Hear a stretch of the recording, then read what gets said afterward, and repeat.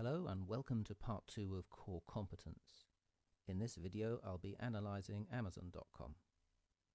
Two things before we begin. Firstly, if you haven't watched Core Competence Part 1, I recommend that you do so before looking at this video. I've included a link down below in the contents description section. Secondly, this is my interpretation of Amazon's core competencies, and it's a fairly brief interpretation, to be honest. Naturally, you may have some different ideas, and that's fine. That's all part of trying to understand what core competence is. If you do have some different ideas, please put them down in the comments section below. That will be interesting for other people to look at, and people can learn by debating it. All right, let's begin. Remember in the first video that one of the things that to make a competence core is that it has perceived customer benefits. So first, let's have a look at why is Amazon so popular? Why do we love it so much? Well, they have very competitive prices. And especially if you're buying some goods over a certain value, or you're with Amazon Prime, the postage is included in that. And often this means that Amazon are the cheapest available on the internet. Secondly, they have very quick delivery. Just the other day I ordered a book for my daughter at 9 o'clock in the evening, and it was here by 10 o'clock the next morning. Amazingly fast delivery. I don't know any other business that does that. The question is, how does Amazon manage to do that? Another thing that most of us like is a no-fuss returns policy. Perhaps you've bought something and it wasn't exactly what you wanted. A Christmas present or a birthday present, for example, that somebody already had. Well, Amazon make it very, very simple for us to return it. We just log into their website, fill in a simple form, and then we can print off a return slip, attach it to a box, and then send it back to Amazon. And then we get our money refunded. Also, they're almost always in stock. How do they manage to do that? And the huge choice, especially when we're thinking about books. You go into a regular bookstore, you can choose between, I don't know, if you're lucky, a couple of thousand books. Amazon, it's millions. How does Amazon manage to do that? That is connected with a competence. All right, let's have a look at some of the product lines that Amazon sell. Remember, in the first video we talked about core competence allowing a company, an organization, to move into new markets and profit from new markets. Let's see what Amazon has done. Well, the obvious product is books. But Amazon is more than just a bookstore. Now you can have e-books.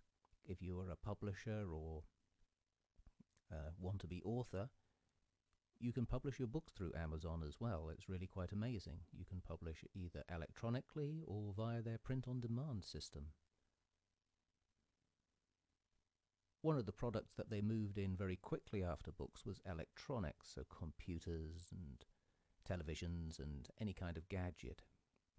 Clearly their competencies that they developed while developing the book business had allowed them to move into the electronics business and do really rather well.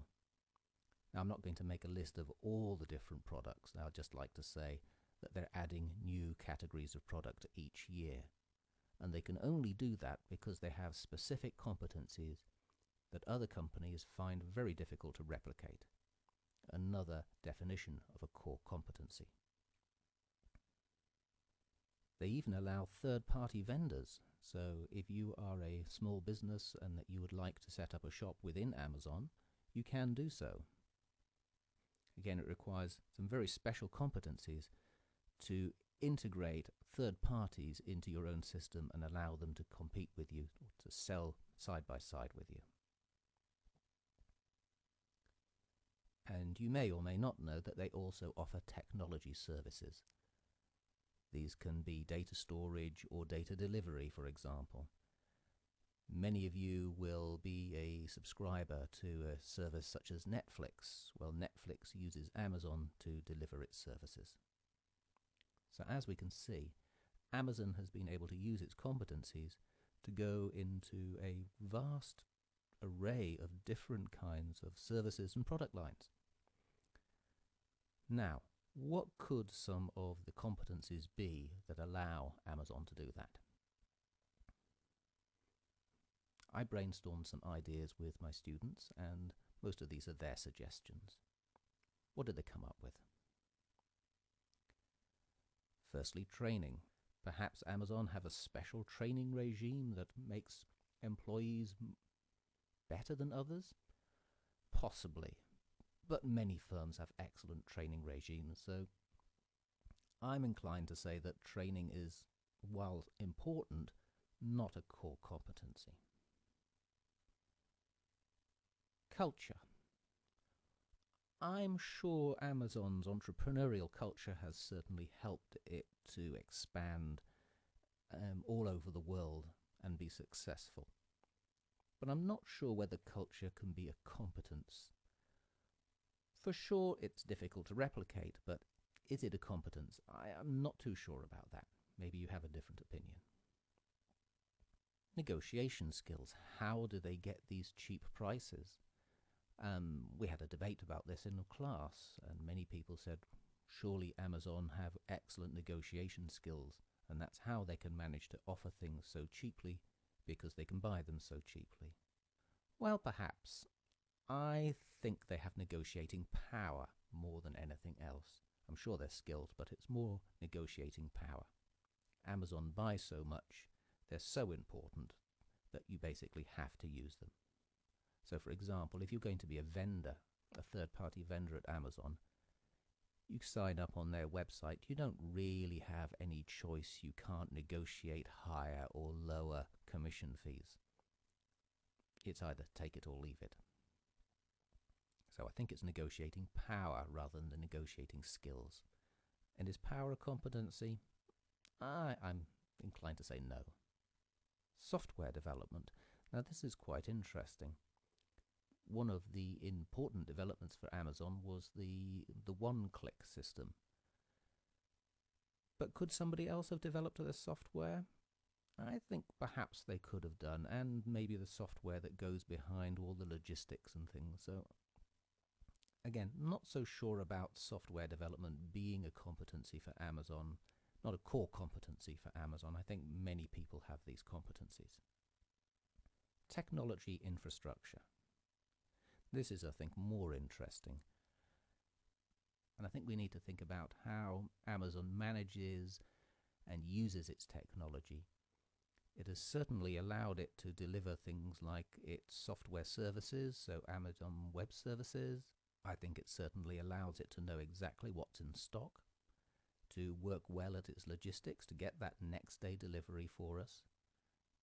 So perhaps technology infrastructure is a competency, core competency for Amazon. Is it difficult to replicate? Yes, I think so, because you would need a lot of money to get to the scale that Amazon already has. Logistics. Amazon clearly have a wonderful delivery service, the overnight delivery, and I believe that at this moment they're trying to develop same-day delivery. If you have a look at their logistics centers, they're really quite remarkable, the way that they've designed things, and they have robots now to help the pickers and packers work more efficiently and accurately. Quite remarkable. It's interesting that when Amazon make large profits, they seem to plow all these profits back into creating new logistics centers. So I think Amazon sees logistics as the key to its success, the key to being able to outcompete the competition, offer new products, give real value to customers. And of course, because of now the size of Amazon, it's really quite difficult for another company to replicate this. Customer analysis. Now, I'm sure every time that you go to Amazon, they recommend certain things to you, and you think, some of them are good, some of them are bad. Often I think they're very good. They understand me as a customer, a long-term customer. But is this something that other companies can't do? I think there are many other organizations out there that have equally good customer analytics. So I don't think this really differentiates Amazon from the rest. Openness. This is quite interesting. Is openness a competence? Possibly. Very few companies would invite, never mind allow, their competitors to come and sell products on their own website. Very interesting idea of Amazon. So possibly it's a competency, possibly that's more to do with the culture. Also the openness to trying new products and services, giving things a go. So perhaps, I'm not sure. And then finally, Jeff Bezos. If you don't know Jeff Bezos, he is the CEO and founder of Amazon.com. For many people, perhaps he is the business genius of the late 20th, early 21st century. Is he the key to entering new markets? Quite possibly it's his imagination and his drive. Is he the key to offering customers significant new or perceived benefits? I think so. And is he difficult to replicate? Well, even with cloning, I think we would have a problem replicating everything about Jeff Bezos. So I would say he's impossible to replicate. So is he a competence? Possibly. Not sure about that myself. So let's have a look at the summary. Here is what I think are the core competencies of Amazon.com. Its logistics, its ability to have almost everything in stock, to deliver quickly, to accept returns and to pay you for those returns quickly. This allows Amazon to reduce its costs quite dramatically as well compared to other people. And so offers us many different things. We can have lots of different products. We can get them when we want them faster than any other company, and often much cheaper than anybody else can provide. And linked to that, I think, is the technology infrastructure and how it manages its technology infrastructure. This is what really allows Amazon's logistics to work together. So these two things are intertwined. And finally, Jeff Bezos.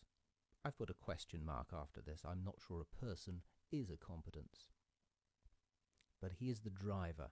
And I think if Amazon didn't have Jeff Bezos, it would be an entirely different kind of company and perhaps wouldn't be quite so successful. There we go then. This is a very short analysis. Clearly, if you're analyzing your company or if you're a consultant analyzing somebody else's company, you would go into a lot more detail than I have here. This is just an overview to help you understand what it's all about. So I'm going to finish off there. And again, if you haven't seen the first video, I would invite you to have a look at that. Check out the link below. If you would like to engage in a debate about this analysis, please do so, and there are comments below. And finally, for more videos and articles about international management for the bachelor level, have a look at this website, bachelorinternationalmanagement.eu. For now, that's it.